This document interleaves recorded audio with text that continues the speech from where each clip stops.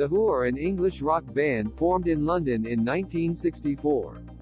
Their original lineup consisted of lead singer Roger Daltrey, guitarist and singer Pete Townshend, bass guitarist John Entwistle and drummer Keith Moon.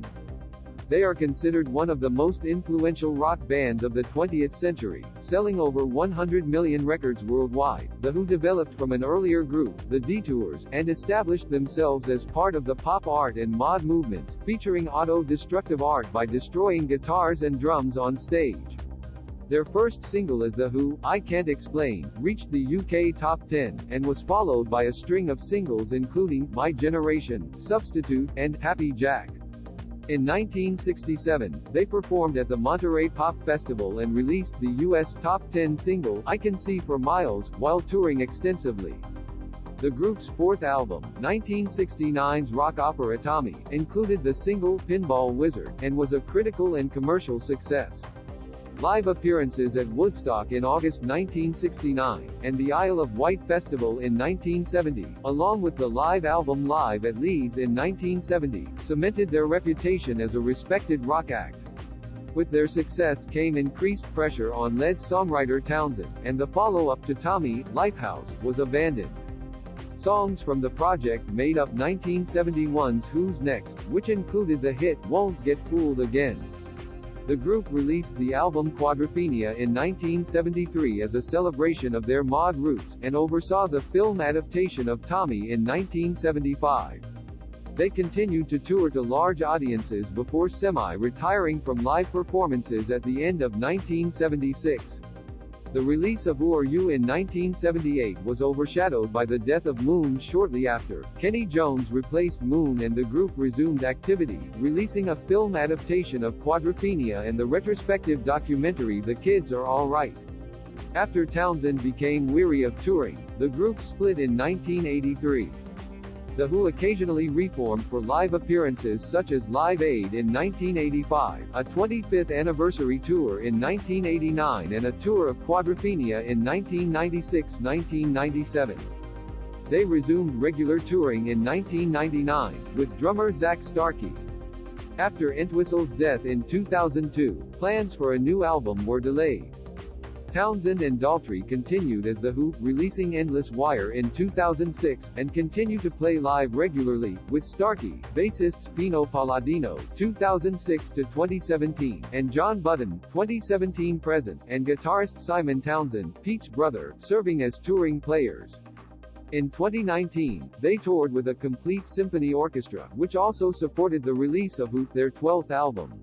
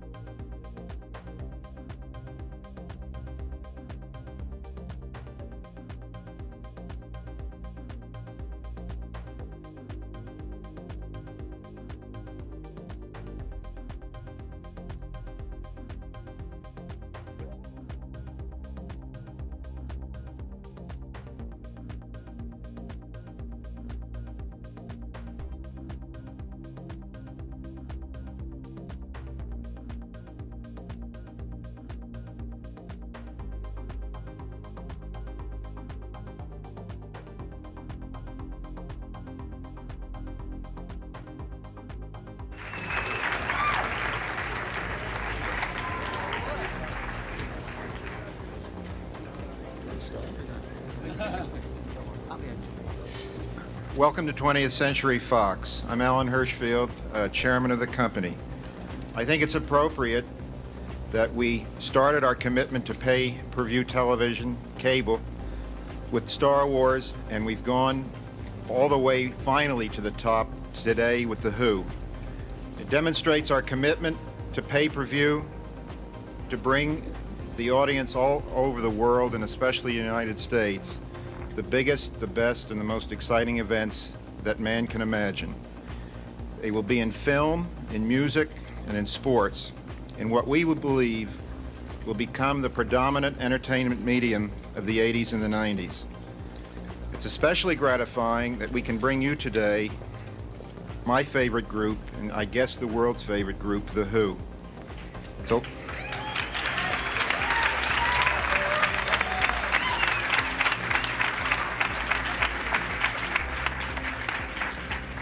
for a kid that grew up in Oklahoma, this is an exciting moment. I don't know what it was like in Shepherd's Bush, but it wasn't so great in Oklahoma. It's a long way from Shepherd's Bush to Mulberry Street here on the 20th Century lot. Dave Marsh once said that rock just isn't something to grow up with. At its best, it's something that helps everyone keep growing. And with songs like From My Generation to Behind Blue Eyes, Who Are You, and from albums like Magic Bus to Tommy, Quadrophenia, and Now It's Hard, The Who have helped us all keep growing. It's still the maximum rock and roll group in the world, as far as I'm concerned, and as far as several million people are concerned. And it's what The Who are still all about. It's still for my generation, and now for my children's generation. It doesn't make me feel old, it just makes me feel better. And I get a lot of pleasure from that. A fellow named Pete Townshend once said, rock won't eliminate your problems, but it will sort of let you dance all over them. I'm still dancing. I hope all of you will continue to do so, and especially with this group.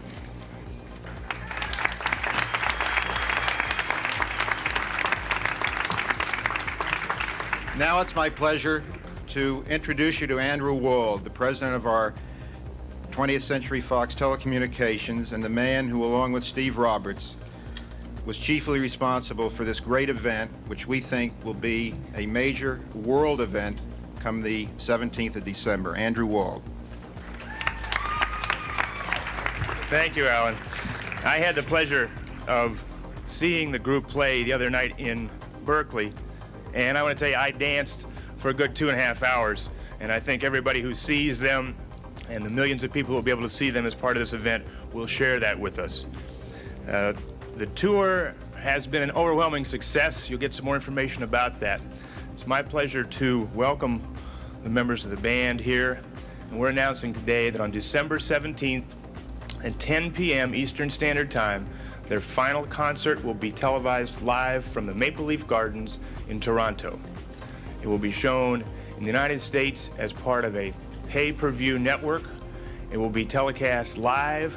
We're in negotiations to Australia, Japan, and South America. It will be also simulcast here in the United States as part of what is the largest piece of radio programming ever put together. A 6.5-hour tribute to The Who.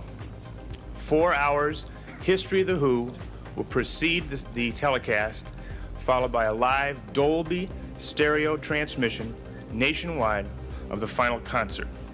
It will also be seen on college campuses that night, and we're hoping that areas of the country which do not have pay-per-view capabilities, we will have some closed circuit. The enthusiasm here at Fox is contagious around the studio. You see an Earth station which the group walked by on the way over. This transmission is going live from 20th Century Fox up to the West Star satellite and to New York and Toronto, where there is a closed circuit telecast with the press, and you'll be having questions coming from there. I don't have anything more to say other than this is a real treat for me. I'd like to introduce the members of The Who. On my left, Mr. John Entwistle.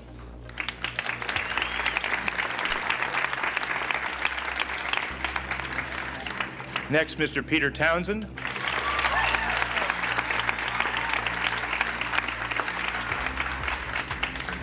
Next to him, Mr. Roger Daltrey.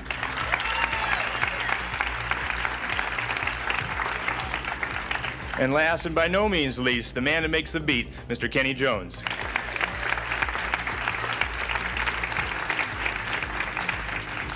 Ladies and gentlemen, it's our pleasure to have The Who here today. We think they're the greatest rock and roll band in the world, and this marriage of rock and roll and satellites is a thing of the future. I'd like to introduce Mr. Mike Carruthers, who's going to moderate now and take questions after some statements. Thank you.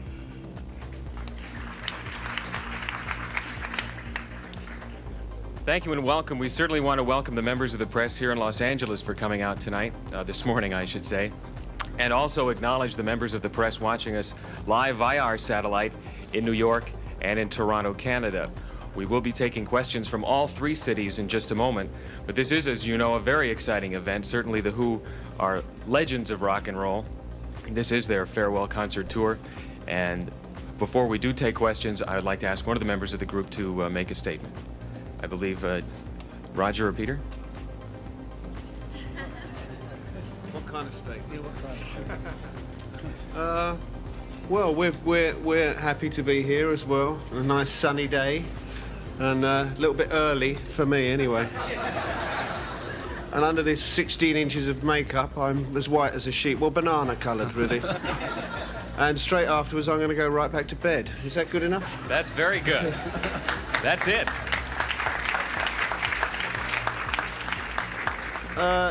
I must say, I think that satellite does have great potential in rock and roll, and it's because the audience is ever widening, and particularly internationally, and it's a big kick for us to be involved in such a major experiment such as this, using satellite for a live concert, and I've got high hopes for it. Thank you.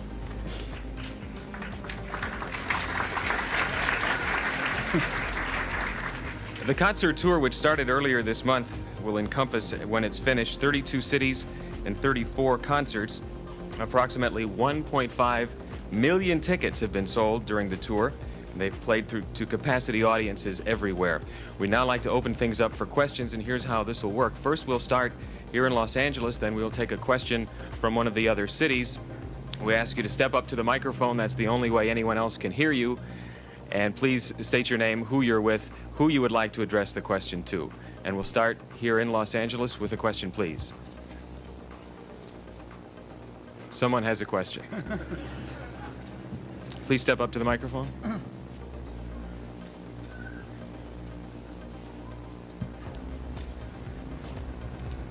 Why is a Warner Recording Act... Would you state your name, please? Bob Murrish. I'm a reporter with an advertising agent. Why is a Warner Recording Act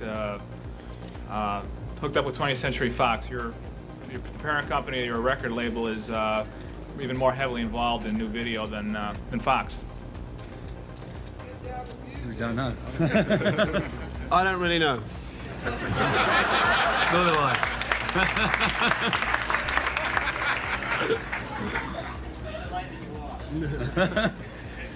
We have another question, please? Yes.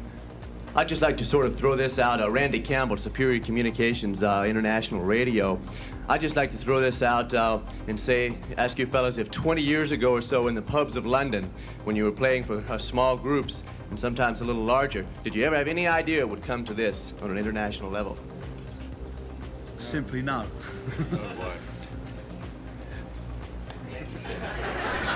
Let's go to New York now. We have a question. New York, are you there? I am. Hello, New York. Question. Yes, go ahead, please. This question is directed to Pete Townshend. All right. Mr. Townshend, I've had the opportunity to see the band over the past 12 years about 7 times, and I don't believe I've ever heard you perform any songs from any solo albums. No. Say for Pure and Easy. No, I don't. We up to now, and as this is our last tour, I don't suppose there are going to be any changes.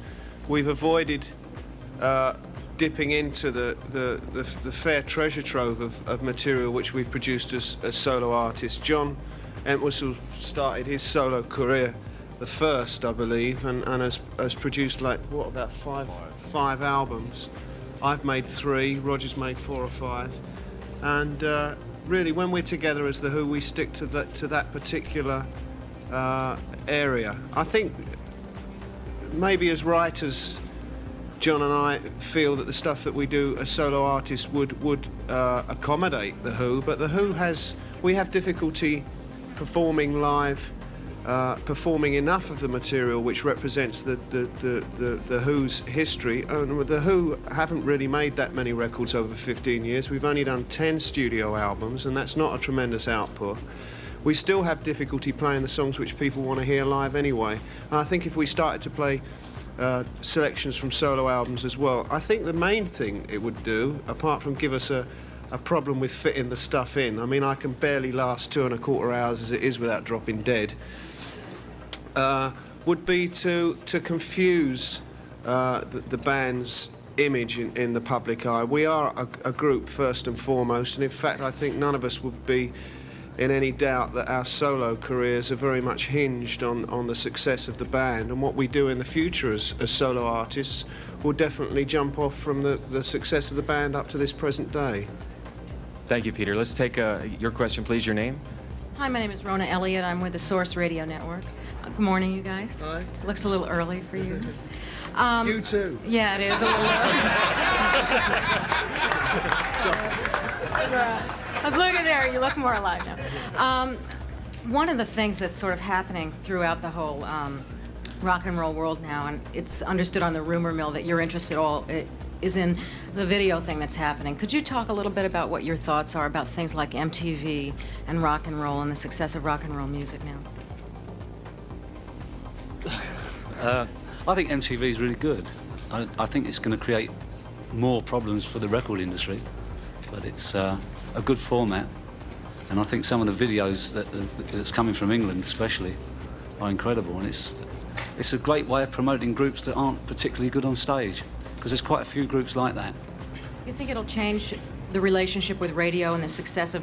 People say that MTV and that kind of thing will make it able to break records on TV instead of on radio. You think so? I think so, yeah. It's happened in England. Definitely. Definitely, yeah. I think... People buy the record just to see the video. Yeah. To get the video on the screen. I think a well-made promotional video can break a record, particularly if the band is a band with a particular look or a particular image that they want to sell, and the music is sublimated to some extent to that. I do believe, though, that MTV is, and from my contact, and the Who have had a lot of contact with MTV, and they're good people. One of the things that we like about them is they're very open-minded, and it's a very experimental format at the moment, and they're still getting a tremendous amount of response from people. At the moment, everybody's going, yeah, yeah, yeah, I just watch it all day and can't switch it off. But I think once that has died down, the initial the appetite for the stuff which they have to air at the moment, I think that perhaps the medium will deepen, and then you're going to have to find out to what extent musicians are willing to sublimate the music for the visual image. I mean, how much they're willing to become film directors and move away from what is really still an incredibly potential a communication form of great potential, which is music. You know. So are you saying that you think the music might change because of the video emphasis? Sure, I think it really has. I think it has already, particularly in Britain with groups. I mean, I would say that an artist, a British artist, say somebody like Steve Strange, is as good as his last video, and he'll use a terrific video director in order to sell a record which is basically just a remake of an old soul song or something like that. It's the video is most important with an artist like that. It's not true for the Who. We run deeper than that.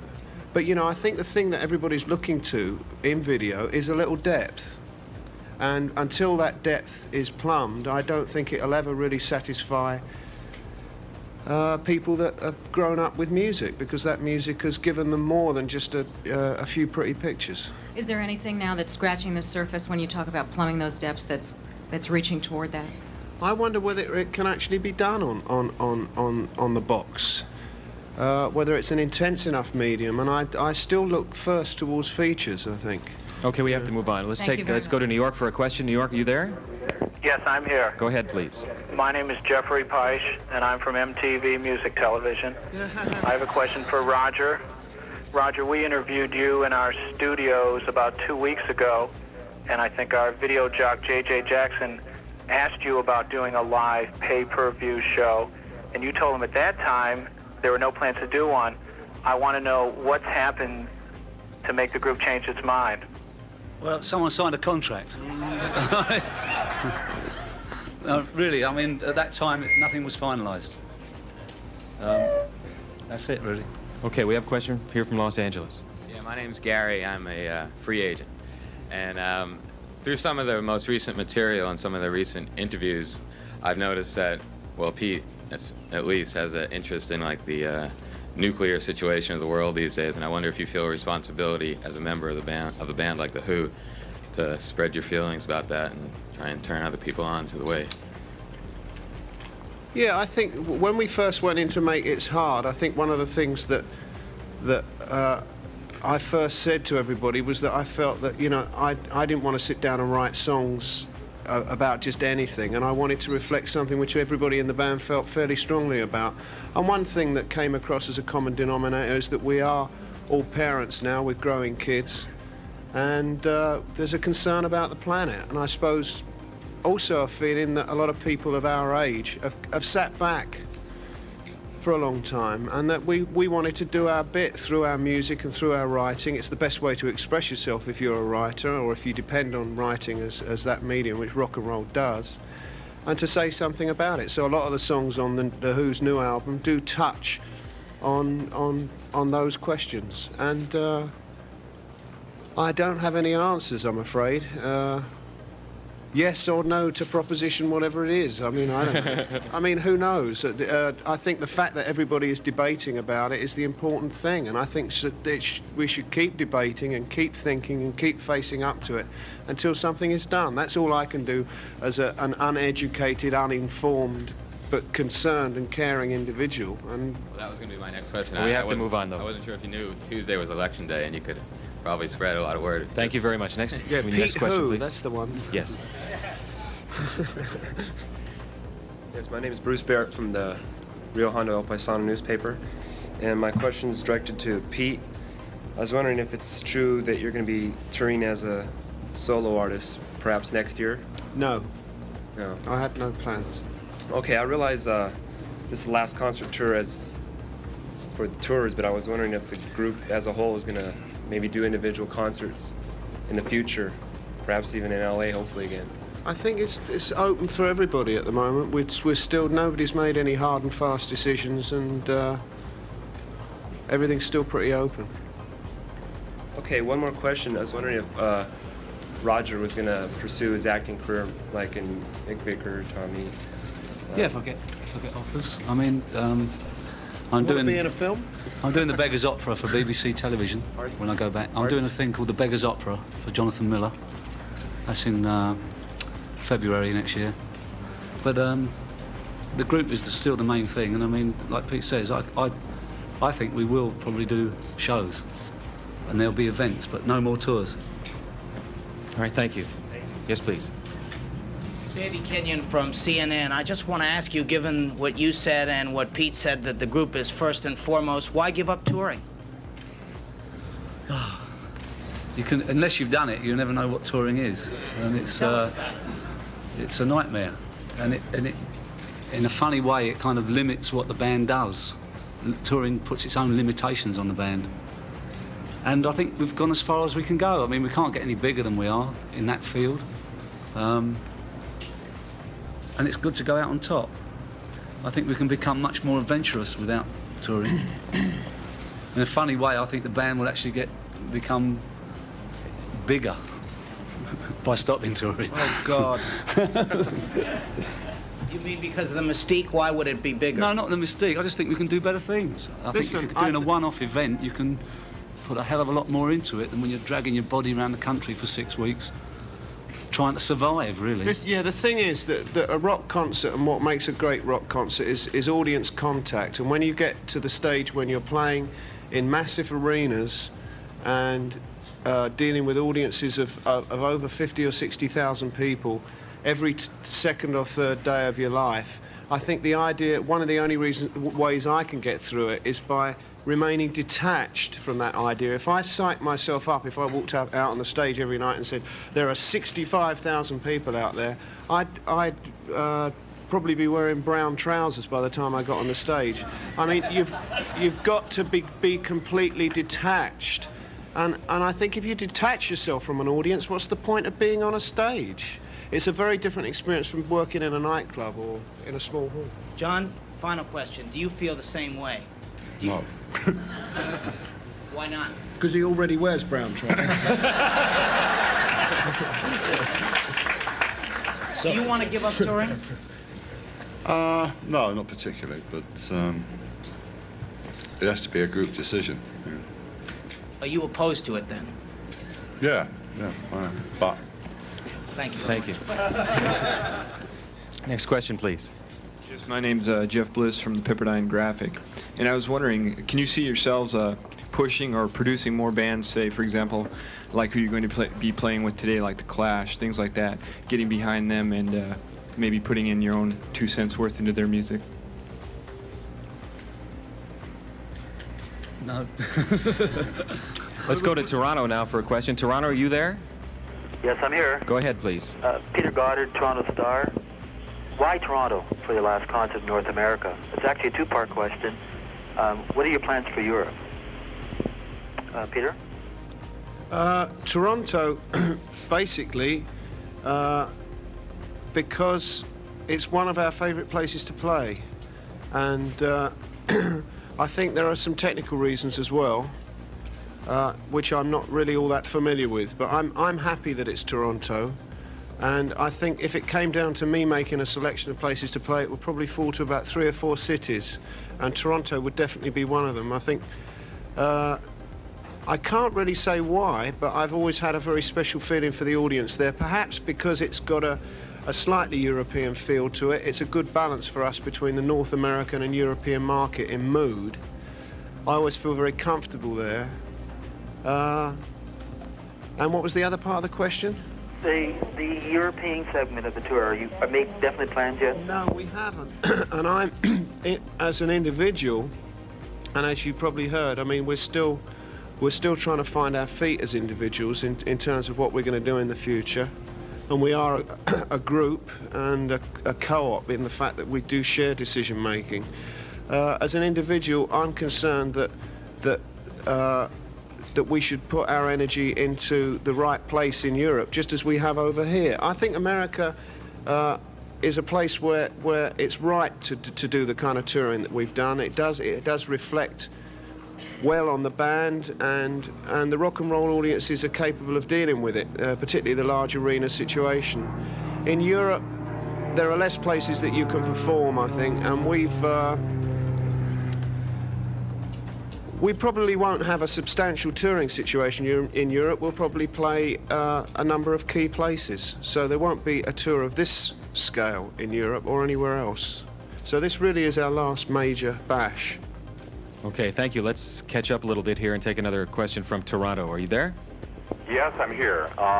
John Major from Chum Radio, and I just want to say, first of all, I'm really happy that you are choosing Toronto to come and play the final concert tour, the final concert date. You have 2 dates that are happening here in Toronto. Will the first date be a warm-up for the televised event, or are you planning 2 dates merely just to cover the number of people that are going to want to come to Toronto to see you play? No, the first one is a warm-up, because we hope to play some new songs that we haven't played on the tour, so it won't be just like watching the show that we've toured around with.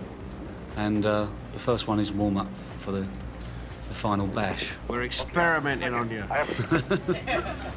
Thank you. Okay, we have a question from Los Angeles now. Okay, Gary Carr, USC Daily Trojan. A great deal of your audience at the Coliseum today will have been either not born or very young when you first started out.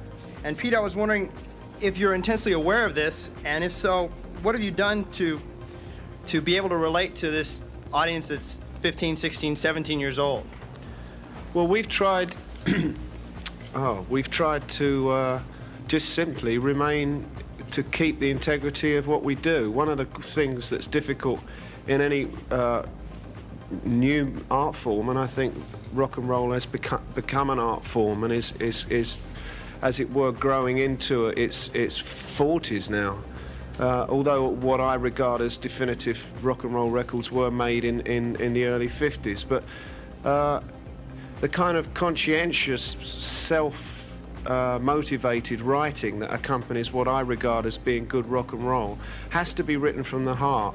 And I don't think that there's any way that a band like The Who, we're in our late 30s now, can actually condescend not to get into any kind of Dear Abby situation as far as writing for young kids. We have been through a lot. A lot of it's been incredibly exciting and incredibly fulfilling, and I think we're wiser after the events, but a lot of it's been tragic as well, and a lot of it's been very hard. And I don't think that because an audience is young, that we should necessarily modify the way that we work. We still approach our work and our writing and everything that we do in exactly the same way. And I think our music is growing up, and I think young people are responding possibly to the directness of that. That's about it. I understand there are over 90,000 people expected at the Coliseum this evening. Oh, God, brown trousers again. Yeah, there you go. Let's take a call from New York. Hello? Hello? Yes. This is Tony Seidemann from Variety. For one, you've mentioned that a couple of times, you've mentioned you dislike playing in large stadiums, about how hard it is to reach the audience. If you don't like it, why do you do it? It's an evolutionary process.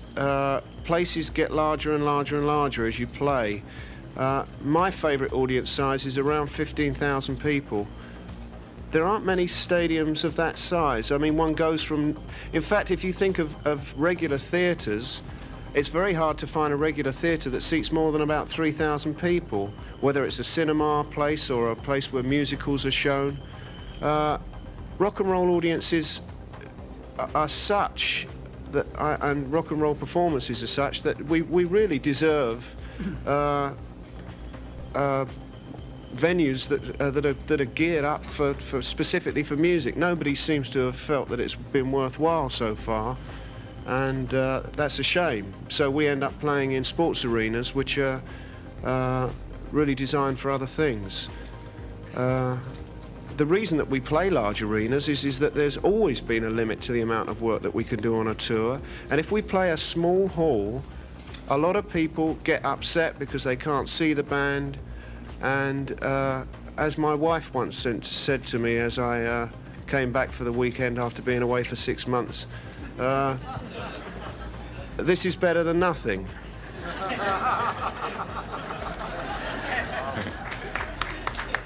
Let's take another call from New York, please. Hello. The cover of your latest album has video game players. You've mentioned in this conference the health of the record industry, which is declining. Is it hard to reach a generation that has the experience of video games instead of, say, Vietnam? And do you think that by having something like a video game on the cover, you're contributing to the unhealth of the record industry? Hey! Video games are more important than Vietnam. Everybody knows that. No, I think we didn't actually conceptualize the album cover. It was a graphic designer, and I warmed to the idea because I think in a way it was a kind of a loose quip. I mean, you might know that Warner Communications, who own the record label that we're on, make more money out of video games now than they do out of records. And also own MTV. They also own MTV, do they? And I think that we were just making a sideswipe comment about it. I mean, there's nothing portentous about it, I don't think. I think video games are an amusement which are very, very different. They play a very different role to the way the role music played when most of the musically informed American kids were growing up. I think it's a different time and a different mood. I definitely believe that music seems to have less penetrating power now.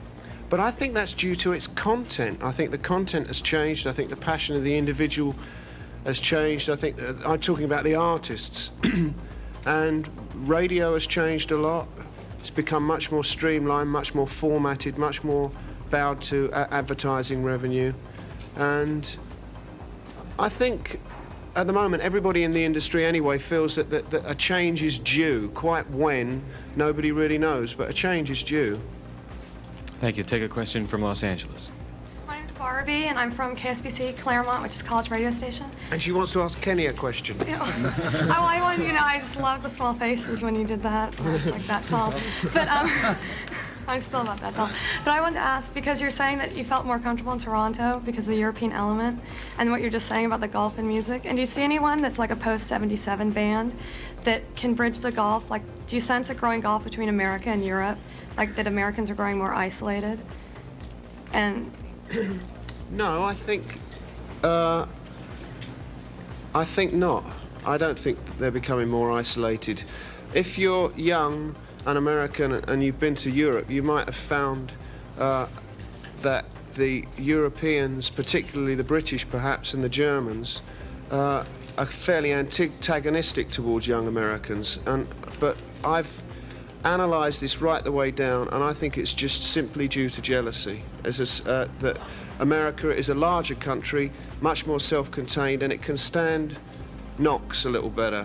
And in Britain and in Europe, also wealthy.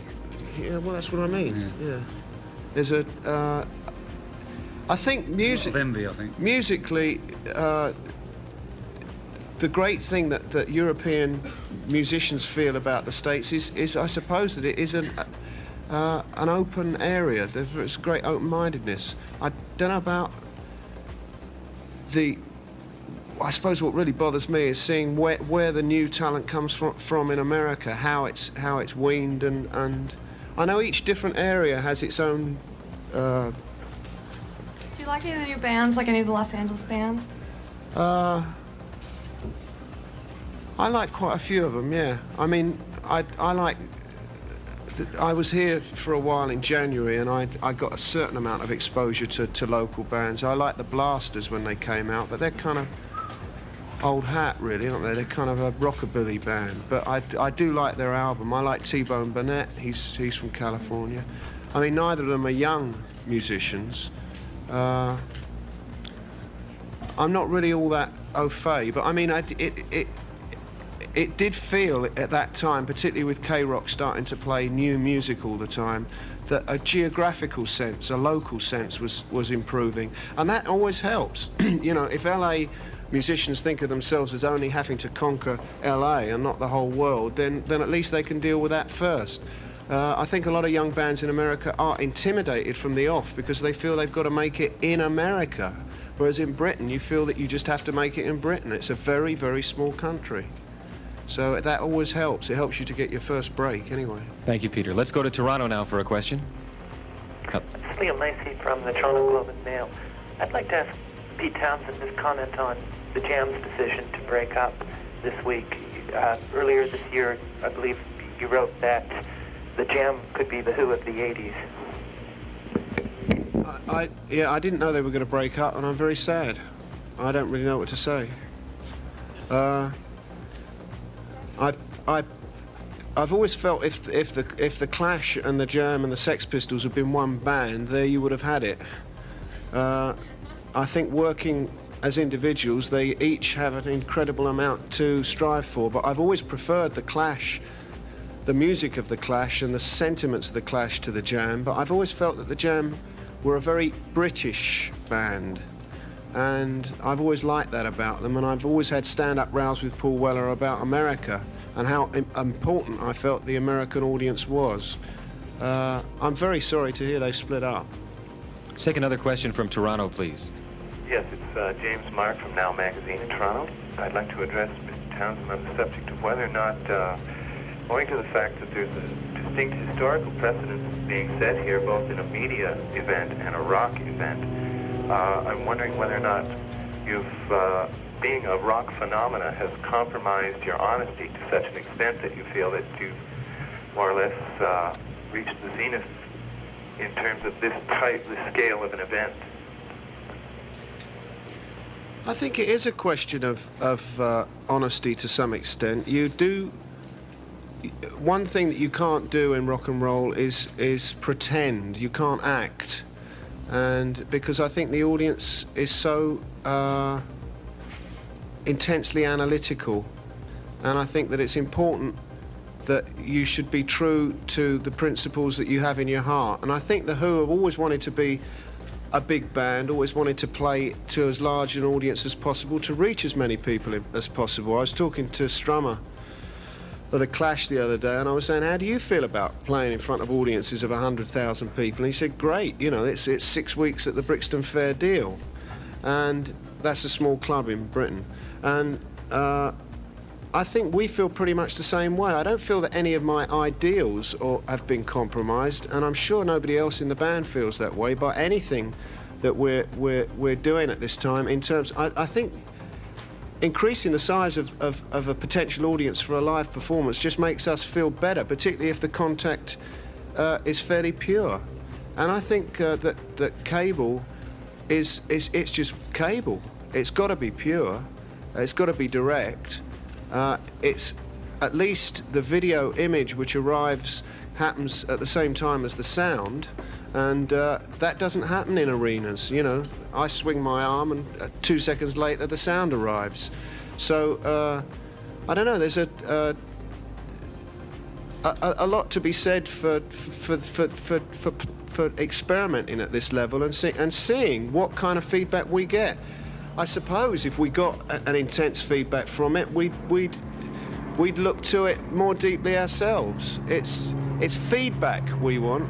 It's an audience we want, and wherever there's an audience, there will be. And I think if we can find a real, touchable, reachable audience through pay TV and through cable performances, then we're sure as hell going to follow them and touch them in every way that we can.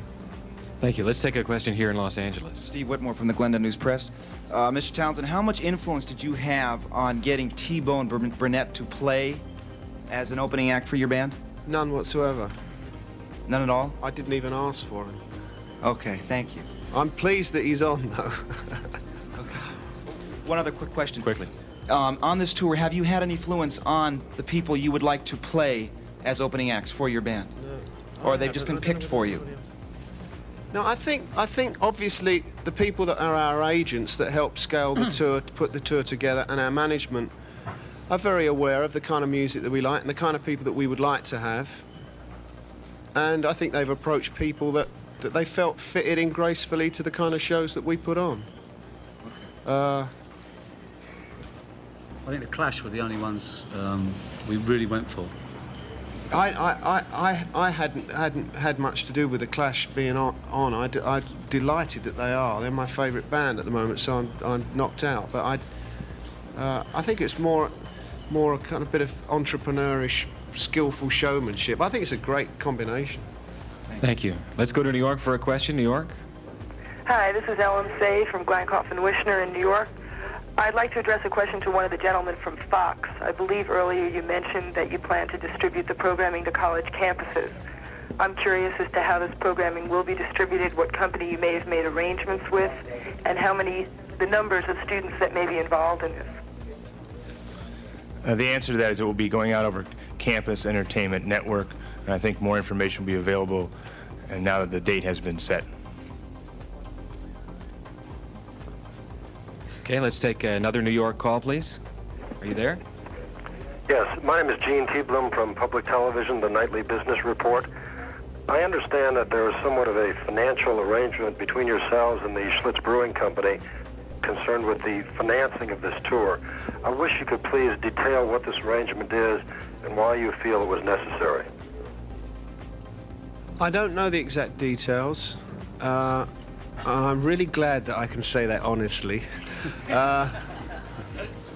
But in fact, I got into a debate with a very respected rock writer called Dave Marsh on this subject about whether or not being sponsored by anybody, whether it's a beer company or whomever, on a rock tour is an exhibition of a growing greed in the rock business. In actual fact, the ability to mount a sophisticated rock and roll performance in stadiums and keep ticket prices within the reach of the kid on the street is a pretty hefty exercise. It's expensive, and it does have to be underwritten by other means than just the ticket price. This is one of the hard facts of life.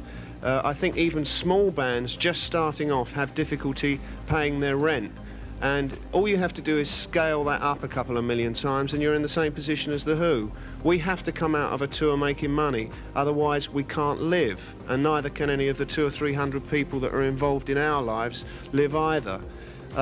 In actual fact, the Schlitz deal for us represents a number of different things which we feel are advantageous. In particular, is the fact that it allows us to have enough capital free to buy luxuries such as a charter plane for the trip, which means that we arrive at gigs fresher, we can travel when we feel like travelling. There are certain sort of more personal things which they've helped us with, making life easier on a day-to-day basis. In terms of the audience, it seems to me that the interference in the audience's enjoyment of a stadium gig is nil. Their name appears on a ticket, and certain posters and promotional things which go along with the show. And as you probably know, they use our name in commercials. For us, it allows us extra capital, extra advertising, and every time their name appears in part of this campaign, our name appears, it helps us. And we're delighted to get this influx of what I regard as getting in on the advertising revenue before the newspapers.